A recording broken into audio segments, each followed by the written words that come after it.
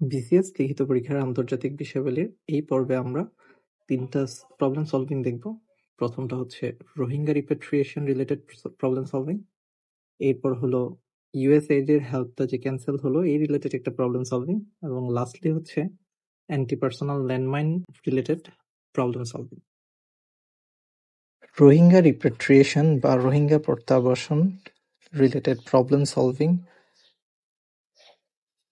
২০২৪-২৫ সালে ১,১০,০০০ নতুন রোহিঙ্গা জনগোষ্ঠী বাংলাদেশে অনুপ্রবেশ করেছে। এই অবৈধ অনুপ্রবেশ প্রতিরোধ করা ও রোহিঙ্গা প্রত্যাবাসনের জন্য বাংলাদেশের কূটনৈতিক সম্পর্ক কিরূপ হতে পারে? ১৯৮২ সালে মিয়ানমারের আদমশুমারি থেকে রোহিঙ্গারা বাদ পড়লে তারা পৃথিবীর বৃহত্তম রাষ্ট্রহীন জনগোষ্ঠী হয়ে পড়ে। ২০১৭ সালের আগস্টে মিয়ানমারের সেনাবাহিনী অর্থাৎ তাতমাদু বাহিনী জাতিগোষ্ঠী নির্মূলকরণ বা এথনিক ক্লেনজিং ও আরাকান আর্মি কর্তৃক রাখাইন দখলের কর্মসূচির কারণে বাংলাদেশে প্রায় ১৩ লাখ রোহিঙ্গা শরণার্থী প্রবেশ করে। ২০১৭ সালের ২৩ নভেম্বর বাংলাদেশ ও মিয়ানমারের মধ্যে arrangement on Returns of the displaced people of Rakhine state শিরোনামে প্রত্যাবাসন চুক্তি স্বাক্ষর হয়, অর্থাৎ ২০১৭ সালে প্রত্যাবাসন চুক্তি স্বাক্ষর হয়। কিন্তু গত ৮ বছরেও প্রত্যাবাসন নিশ্চিত হয়নি। অপরদিকে রাখাইনে নতুন কর্তৃপক্ষ প্রতিষ্ঠিত হতে যাওয়া বাংলাদেশের নতুন সমস্যার সম্মুখীন হচ্ছে। প্রবলেমগুলো হলো ১৩ লাখ রোহিঙ্গা ২০১৭ সাল থেকে রয়েছে, ২০২৪ সালে আরও ১.৫ লক্ষর মতো যুক্ত হয়েছে। এপ্রিলে মিয়ানমার ১,৮০,০০০ রোহিঙ্গাকে প্রত্যাবাসনের জন্য শনাক্ত করলেও এখনো কোনো কার্যক্রম দৃশ্যমান নয়। ২০১৭ সালের ২৩ নভেম্বর রোহিঙ্গা প্রত্যাবাসনে এমওইউ স্বাক্ষরিত হলেও ২০২৫ অবধি বাস্তবায়ন হয়নি। আরাকান আর্মি কর্তৃক রাখাইন দখল হওয়া ২০২২ সালে আরাকান আর্মি প্রধান ওয়াং রা নাইং বলেছিলেন, আমরা রোহিঙ্গা ইস্যুতে বা সমাধানে রোহিঙ্গা ও বাংলাদেশের সাথে আলোচনা করতে চাই। কিন্তু ২০২৫ সালে এসে আরাকান আর্মি ঘোষণা দেয় আরাকান হবে রোহিঙ্গা মুক্ত, অর্থাৎ তাদের পূর্বের কথা থেকে প্রতিশ্রুতি থেকে তারা ফেরত এসেছে এবং তারা রোহিঙ্গাদের চাচ্ছে না। আন্তর্জাতিক সম্প্রদায় রোহিঙ্গা ইস্যুতে বাংলাদেশের সহায়তা হ্রাস করেছে। ১ জুলাই ২০২৫ সাল থেকে ইউএসএআইডির কার্যক্রম আনুষ্ঠানিকভাবে বন্ধ ঘোষণা করে দেয় ইউএসএ। রোহিঙ্গা সমস্যার সমাধানে ইউএসএ রোডম্যাপ চেয়েছে, যা প্রদান করা সময়সাপেক্ষ ও বাস্তবিক করা কঠিন কাজ। এশিয়ান অভ্যন্তরীণ ইস্যুতে হস্তক্ষেপ করে না, তাই আরাকান আর্মি বা জান্তা সরকারকে আঞ্চলিক চাপ সৃষ্টিও করাও যাচ্ছে না। বাংলাদেশে নতুন সরকার এবং রাখাইনে নতুন কর্তৃপক্ষ হওয়ায় প্রত্যাবাসন কঠিন কাজ হয়ে দাঁড়িয়েছে।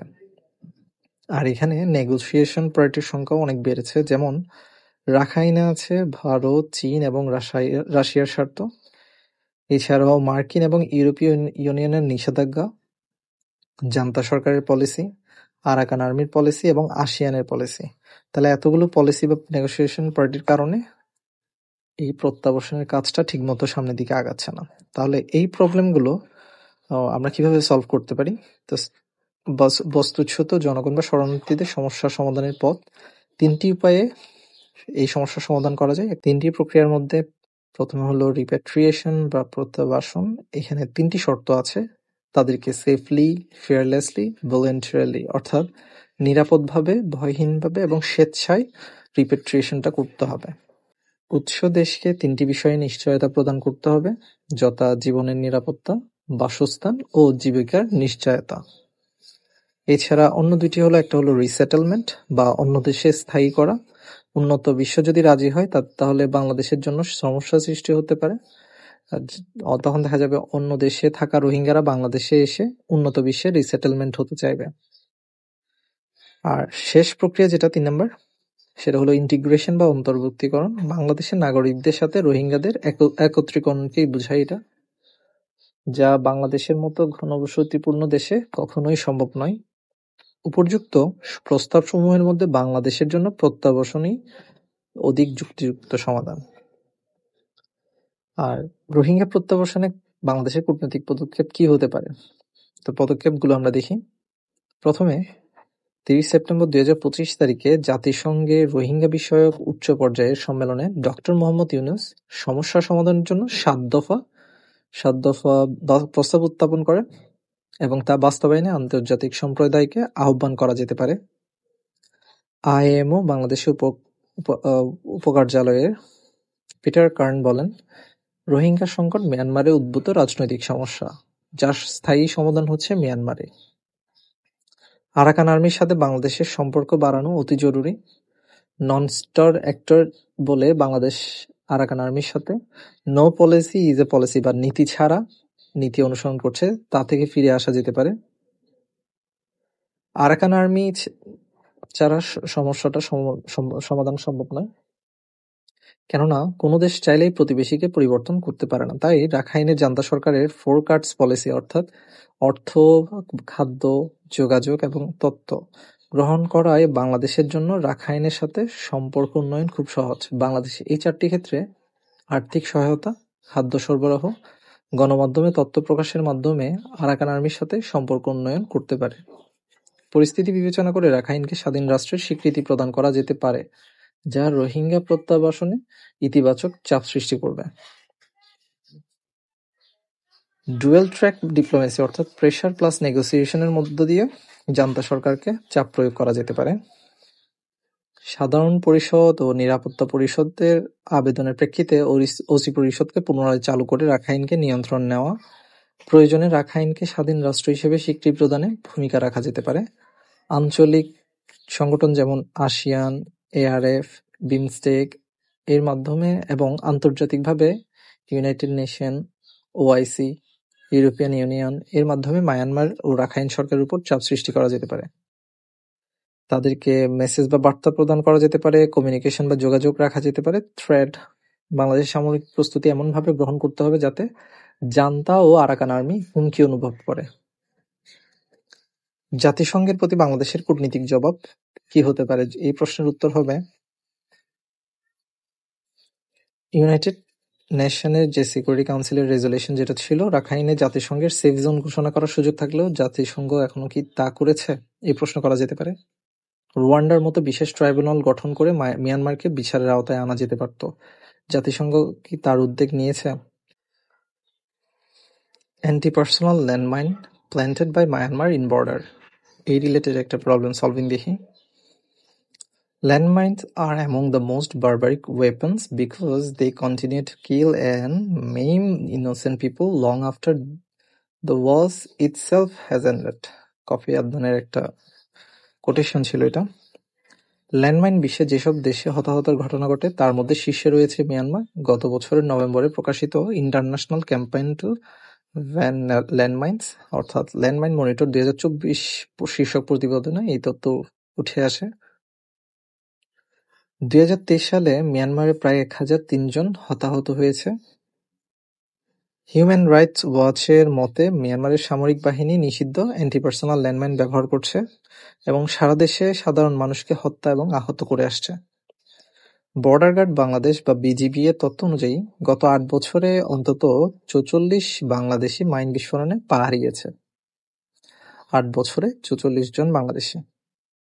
মিয়ানমার দিক থেকে বাংলাদেশ-মিয়ানমার সীমান্তে ল্যান্ডমাইন বসানোর কারণ।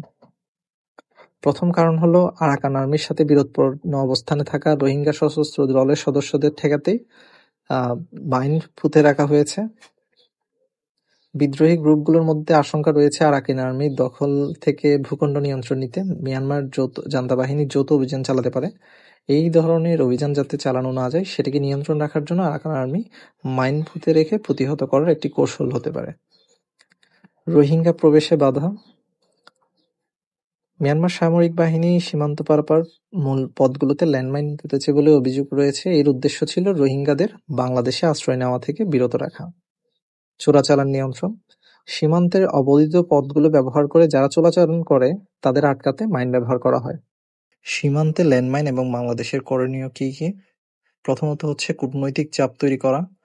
স্থল মাইন নিষিদ্ধকরণ চুক্তি, যেটা হচ্ছে অটোয়া কনভেনশন 1997 সালে প্রণীত। এই চুক্তি অনুযায়ী স্থলমাইন ব্যবহার, মজুত, উৎপাদন এবং হস্তান্তর নিষিদ্ধ করা হয়েছে। তবে এই চুক্তিতে সই করেনি মিয়ানমার, চীন, যুক্তরাষ্ট্র ইত্যাদি। বাংলাদেশ সহ 166টি দেশ ও অঞ্চল এখন পর্যন্ত এই চুক্তিতে সই করেছে। আন্তর্জাতিক সম্প্রদায়কে সাথে নিয়ে বাংলাদেশ কূটনৈতিক চাপ তৈরি করতে পারে। গোয়েন্দা কার্যক্রম বাড়ানো। বাংলাদেশের এখন উচিত অবশ্যই গোয়েন্দা কার্যক্রম বাড়ানো। কোথায় কোথায় মাইন থাকতে পারে এবং সেটা গ্রামবাসীকে জানাতে পারে তারা। ঝুঁকিপূর্ণ অঞ্চলে যেতে নিরুৎসাহিতকরণ। মানুষকে ঝুঁকিপূর্ণ এইসব অঞ্চলে যেতে নিরুৎসাহিত করতে প্রচারণা চালানো হচ্ছে।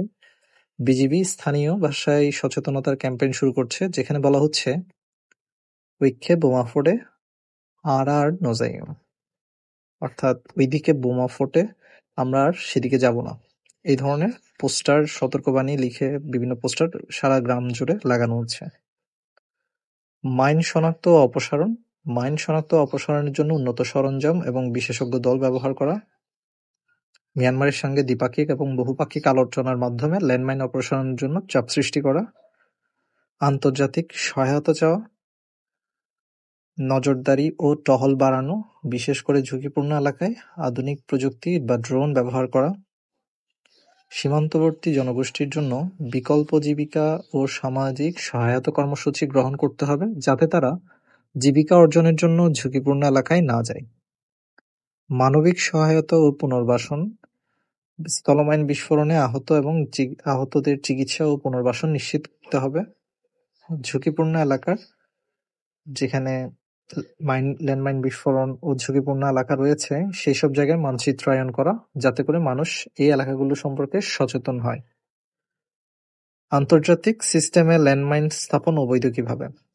মিয়ানমার স্বাক্ষর না করলেও 1997 সালের অটোয়া কনভেনশনে 166টি দেশ স্বাক্ষর করে স্থলমাইনকে স্থাপনকে নিষিদ্ধ ঘোষণার সম্মত হয়েছে। বাংলাদেশ 1998 সালে 126তম দেশ হিসেবে এই কনভেনশনে স্বাক্ষর করে সার্বভৌমত্ব ও সংহতির প্রতি ইতিবাচক মনোভাব পোষণ করেছে।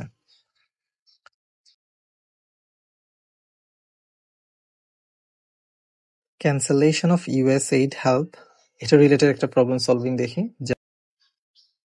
মার্কিন ডিপার্টমেন্ট অফ গভর্নমেন্ট এফিসিয়েন্সির বিশেষ অফিসিয়াল ইলন মাস্ক বলেন, ইউএসএইড হচ্ছে একটি অপরাধী সংগঠন, উগ্র বামপন্থীদের জন্য আশীর্বাদ পুষ্ট। ইউএসএর জনগণের করের টাকা ভালো পথে ব্যয় হচ্ছে না। ইউএসএইড এর সাহায্যের নামে বিভিন্ন দেশে সন্ত্রাসবাদ উস্কে দিচ্ছে। ইউএসএইড জবাবদিহিতার মধ্যে নেই। 2030 সালে বৈদেশিক সাহায্যের পরিমাণ ছিল $68 বিলিয়ন, যার মধ্যে $40 বিলিয়ন শুধুমাত্র ইউএসএইড ব্যবহার করেছে বা ব্যয় করেছে। ট্রাম্প প্রশাসনের বিশেষ কর্মকর্তা হিসেবে নিযুক্ত বিশ্বের অন্যতম ধনকুবের ইউএসএইড সম্পর্কে উপর্যুক্ত অভিযোগগুলো তোলেন এবং তা আমলে নিয়ে ট্রাম্প প্রশাসন 90 দিনের মধ্যে ইউএসএইড এর কর্মসূচি স্থগিত করে এবং 1 জুলাই 2025 সালে কার্যক্রম আনুষ্ঠানিকভাবে বন্ধ করে দেয়। ইউএসএইড হচ্ছে United states agency for international development. 1961 সালে মার্কিন ফরেন অ্যাসিস্ট্যান্স অ্যাক্টের আলোকে প্রতিষ্ঠিত হয়।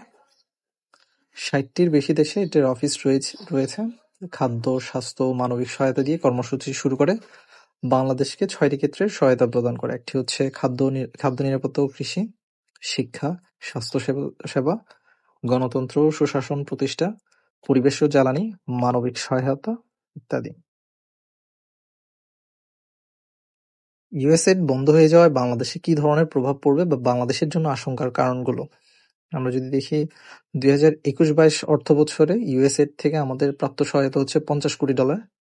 22-23, 23-24, 24-25 এগুলোতে ক্রমান্বয়ে আমরা যদি দেখি, প্রথম বছর ছিল 50, পরের বছর কাছাকাছি $47 কোটি, এর পরের বছর আরো কাছাকাছি $49 কোটি। 50-এর অর্ধেক অর্থাৎ $24 কোটি হয়ে গেছিল 2024-25 অর্থ বছরে। তাহলে এই হচ্ছে ইউএসএইড থেকে প্রাপ্ত সহায়তা এবং সূত্রটা হচ্ছে বাংলাদেশ ব্যাংক এবং ওয়ার্ল্ড পপুলেশন রিভিউ। এখান থেকে হচ্ছে আমরা এই জিনিসগুলো মেনশন করে দিব। রোহিঙ্গা ইস্যুতে সহায়তা হ্রাসের আশঙ্কা। গত 7 বছরে অর্থাৎ 2017 থেকে 24 পর্যন্ত ইউএসএইড বাংলাদেশকে রোহিঙ্গা ইস্যুতে প্রায় $2 বিলিয়ন সহায়তা প্রদান করে। আর এই সাহায্য যদি বন্ধ হয়ে যায় বাংলাদেশকে, তাহলে চরম প্রতিকূলতা মোকাবেলা করতে হবে। বাংলাদেশের চীনমুখী হওয়া ও তার বিরূপ ফলের আশঙ্কা। বাংলাদেশে যদি মার্কিন সহায়তা বন্ধ হয়ে যায়, তাহলে চীন তাদের গ্লোবাল ডেভেলপমেন্ট ইনিশিয়েটিভ বা জিডিআই কর্মসূচিতে বাংলাদেশকে বাধ্য করতে পারে। এর পরবর্তী পদক্ষেপ হতে পারে চীনের চেকবুক ডিপ্লোমেসি তে বাংলাদেশকে অন্তর্ভুক্ত করা এবং তারপর ফ্ল্যাগশিপ ডিপ্লোমেসিতে বাধ্য করা। সামরিক সহায়তা বন্ধের আশঙ্কা। মার্কিন অর্থায়নে পরিচালিত বিভিন্ন কর্মসূচি থেকে বাংলাদেশের ক্ষতি হওয়ার আশঙ্কা থাকবে।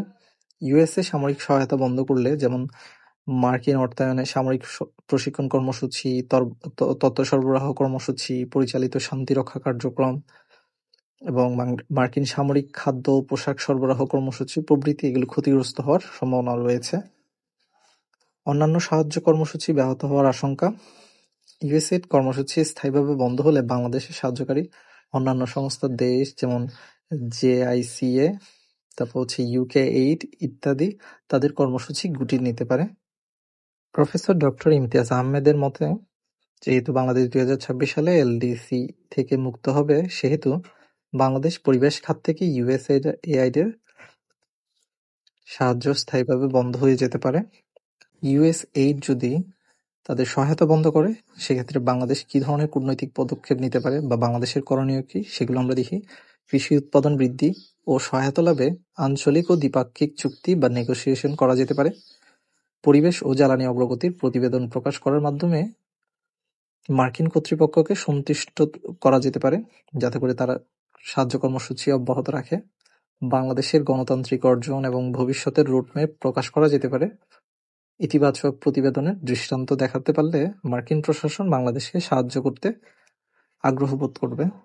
বাংলাদেশের খাদ্য ঘাটতি, মানবিক সহায়তা লাভের পক্ষে যুক্তি উপস্থাপন এবং এই সহায়তা নিয়ে অগ্রগতি মূল্যায়ন ইত্যাদির প্রতিবেদন উপস্থাপন করা যেতে পারে। উন্নয়ন প্রকল্পের দক্ষতা বাস্তবায়নে প্রশাসনের অদক্ষতা, দুর্নীতি হ্রাস এবং সময়মতো যথাযথ প্রকল্প বাস্তবায়ন নিশ্চিত করে ব্যয় নিয়ন্ত্রণ করা যেতে পারে। অভ্যন্তরীণ ঋণ ও ব্যয় ব্যবস্থাপনায় ঘাটতি কমিয়ে অপ্রয়োজনীয় ব্যয় হ্রাস করা যেতে পারে।